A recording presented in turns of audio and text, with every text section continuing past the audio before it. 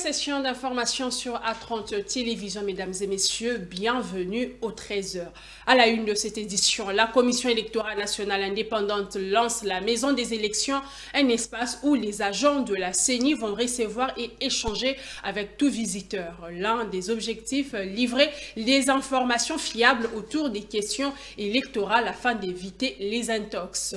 Le championnat national de football a bel et bien repris hier, malgré la fermeture des principaux stades. À Kinshasa, par exemple, la rencontre d'ouverture a eu lieu au centre Kourara-Mpova dans la commune de Lansélé. Voilà tout pour le titre.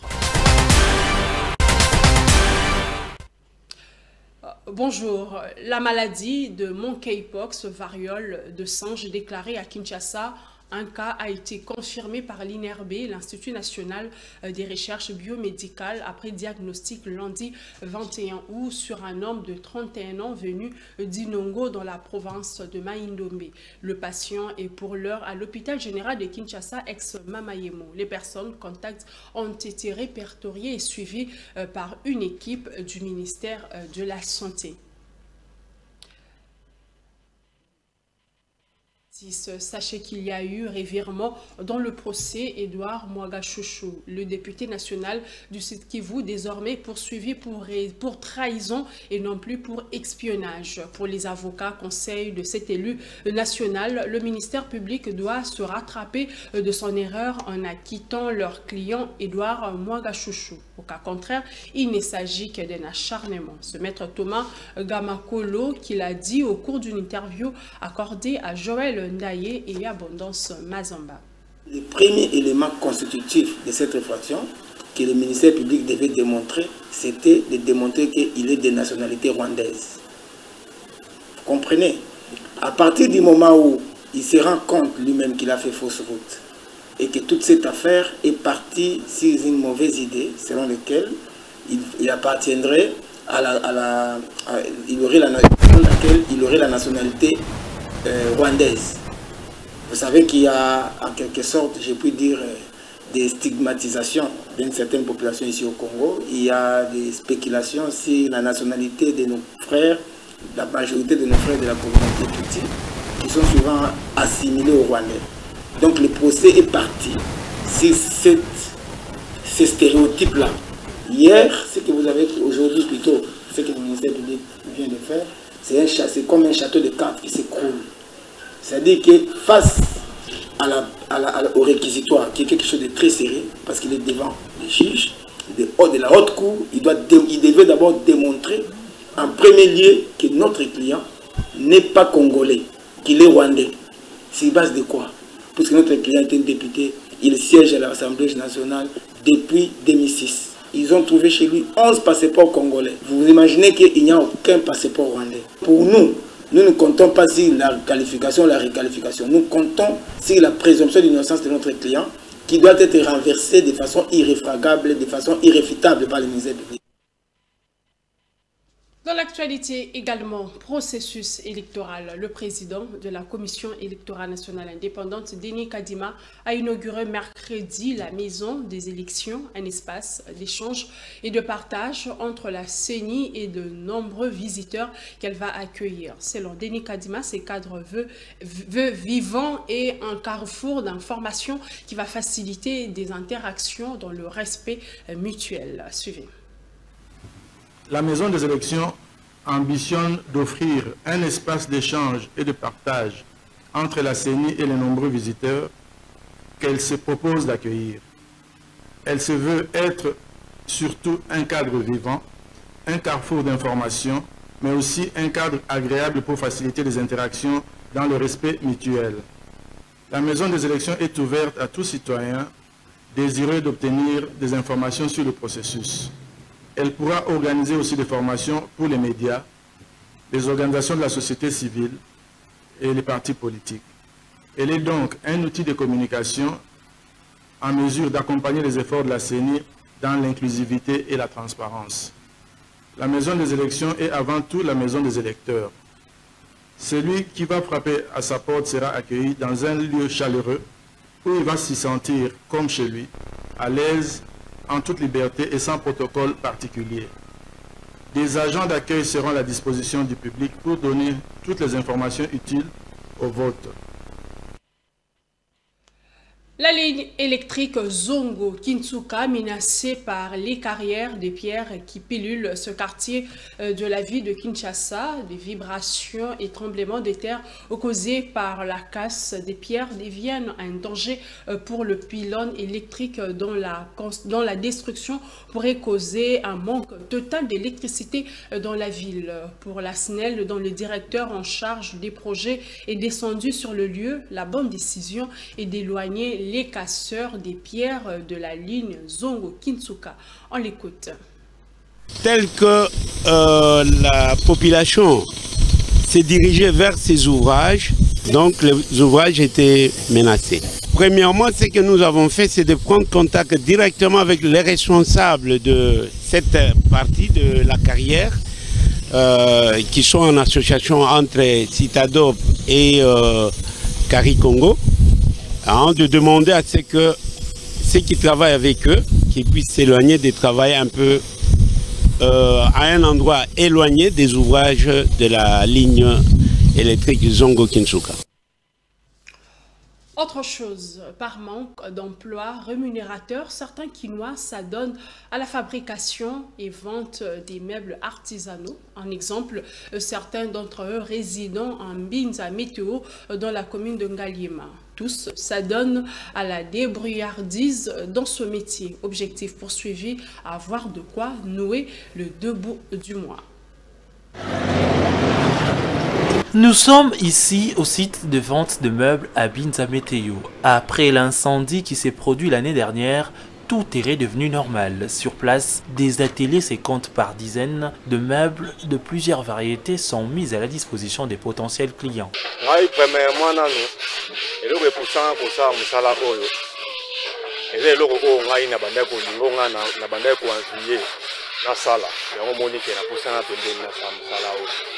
Vendre biloko na biso esalamaka na kitoko koteka nyonso soko osala eloko boye presque ekosala une semaine peut-être etekami osala mpe 2 semaines etekami eza na jour te mikolo nyonso biloko etekama.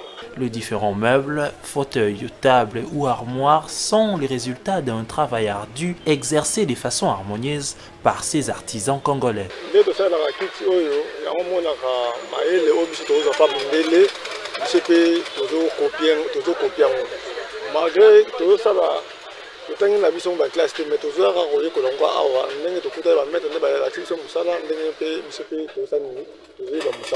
L'artisanat congolais mis en valeur, c'est Kinois lance un SOS aux autorités pour un soutien à ces self-made men. Ce qui nous manque, c'est notre soutien vraiment, ils ont habitué tous les partenaires et ils soutenir idole. Dès tout ça, ils ont moyens limités. Moyens limités, machines, fabrication, rocata, sillage, rabot et ça. Et ça, le système, le école. Ce que les canaux congolais ont valorisé, ils donc on n'a jamais aussi là. Ils ont en génération. Puisque va reconnaître l'art, qui est l'école, il faut bénéficier de plus tard.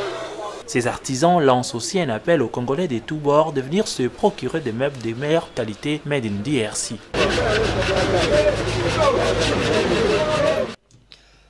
En éducation, après Kinshasa, Funa et Plateau, publication imminente ce jeudi de résultats de l'examen d'État pour les provinces éducationnelles de Kinshasa, Moamba, Congo Central 3, Maïndombe 3, Équateur 1 et Tchopo 1. C'est le ministre de l'enseignement primaire, secondaire et technique. Il a annoncé mercredi, les lauréats seront connus ce jeudi. Vous le savez sûrement, des incendies se produisent dans la capitale congolaise, dans certaines parties du pays. Le dernier en date s'est déclaré au marché Matati Kibala dans la ville de Kinshasa, après celui de Kaélé au sud Kivu. Face à cela, le député national Ados Ndombasi a insisté sur la création d'un ordre des sapeurs-pompiers, cela pour une meilleure coordination afin d'éviter ces incendies répétés dans le pays. Suivez. Vous allez remarquer que chaque jour en RDC, il y a des incendies qui se déclarent par-ci par-là. Mais malheureusement, le corps des sapeurs-pompiers n'est pas organisé en République démocratique du Congo. Il est inacceptable d'avoir une ville comme Kinshasa qui n'a que 9 camions anti-incendie et 5 camions sont en panne. Et tous les 4 camions anti-incendie se retrouvent à Lagombe. Mais alors, quand un incendie se déclare au niveau de Massina ou au niveau de Malueka, qu'est-ce qu'on fait avec tous ces embouteillages? Donc, par ce projet de réglementation, nous disons clairement qu'il faudra aujourd'hui initier une école des sapeurs-pompiers en République démocratique du Congo et voir comment installer des antennes de sapeurs-pompiers dans toutes les communes de Kinshasa, mais aussi dans tous les territoires. Voilà un petit peu le pourquoi de notre présence ici, chez le vice-premier ministre, ministre de l'Intérieur, Peter Kazadi. Je pense qu'il a énormément apprécié et il nous a mis en contact avec ses conseillers, Sondir Kaba, qui prendra contact avec nous et on va essayer d'évoluer. Pourquoi pas aider à ce qu'il y ait un décret demain et certains arrêtés qui pourront réglementer bien sûr le corps des sapeurs-pompiers en République démocratique du Congo. Vous avez appris hier qu'il y a eu un incendie au niveau de Limete et un autre au niveau de Matadi Kibala et plusieurs personnes qui décèdent. Il y a un sénateur qui est décédé il n'y a pas très longtemps suite à un incendie au niveau de Limete. Donc je pense que ce travail que nous allons faire avec le vice-premier ministre de l'Intérieur pourra bien sûr sauver des vies. Et vous devez savoir que les sapeurs-pompiers ont un rôle très important, pas seulement pour les incendies, mais en cas d'éboulement, en cas de tremblement de terre, en cas de glissement de terrain, en cas de guerre aussi. Les sapeurs-pompiers sont là bien sûr pour aider et soulager les peines des populations.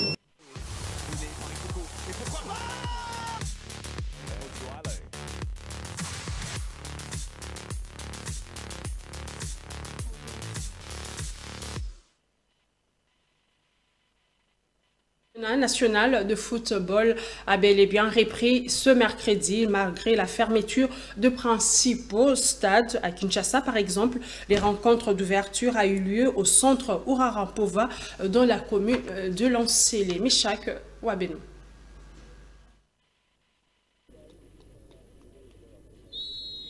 C'est visiblement le moment qu'attendaient les amoureux du ballon rond, la nouvelle saison du championnat national de football après une longue trêve. Suite à l'indisponibilité du Stade des Martyrs, le centre Urarampova de Lancélé a servi de cadre pour abriter ses premiers matchs à Kinshasa entre l'AS Maniema Union et les Aigles du Congo. Après un temps d'observation, les deux formations tentent chacune de son côté de trouver la faille, mais aucune d'entre elles ne parvient à placer les cuirs au fond du filet en première mi-temps. Il fallait attendre la 67e minute pour qu'Epati Lunga, sur une action individuelle, délivre Maniema Union. Ces buts de toute beauté sert à l'unique qui va sceller la victoire des Kambelembele Boys au coup de sifflet final. Par contre, la manière n'était pas. On était un peu lourd, je ne sais pas. C'était le premier match. Le premier match du championnat, peut-être si les jambes sont encore lourdes, on sort d'une longue préparation physique, peut-être ça peut expliquer, mais on a quand même dominé le match. On avait le ballon, mais on ne faisait pas, on terminait pas nos actions. Quand cela nous tienne, on a nos 3 points, on va retourner au travail. La peur au ventre, ils n'ont pas su gérer l'événement, mais c'est quand même Maniema Union, c'est une équipe qui a un effectif pour jouer l'Afrique. Et avec les jeunes joueurs qu'on a pris et le temps qu'on a pris comme préparation, je trouve qu'on a donné une bonne copie. Je sais que je l'avais dit, on essaie d'imprégner à ses enfants la rigueur, la tactique. Au-delà du résultat, il fallait donner une bonne prestation. Aujourd'hui, je pense que la majeure partie des personnes qui ont été présentes ont été contents du spectacle et ont vu que pour nous, c'est une victoire parce que je pense qu'on a avancé. On a commencé malheureusement un championnat avec, on va rencontrer que les grands et ça va nous permettre de grandir et puis voilà. Et moi, pour moi, c'est une très belle expérience. Dans l'entretemps, au stade Dominique Duir des Kolwezi, bondé du monde, le TP Mazembe l'a emporté sur la plus petite note des marches. Avant la fin de la première période, John Bakata est proche d'ouvrir le score, mais l'attaquant des Corbeaux va louper son penalty. C'est au retour des vestiaires qu'Efili Traoré a marqué l'unique but de la rencontre en reprenant de la tête un centre d'Ibrahima Keïta à la 48e minute.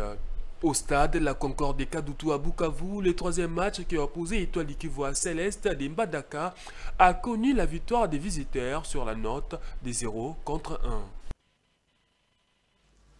C'est par ici que prend fin cette session d'information. Merci de l'avoir suivi.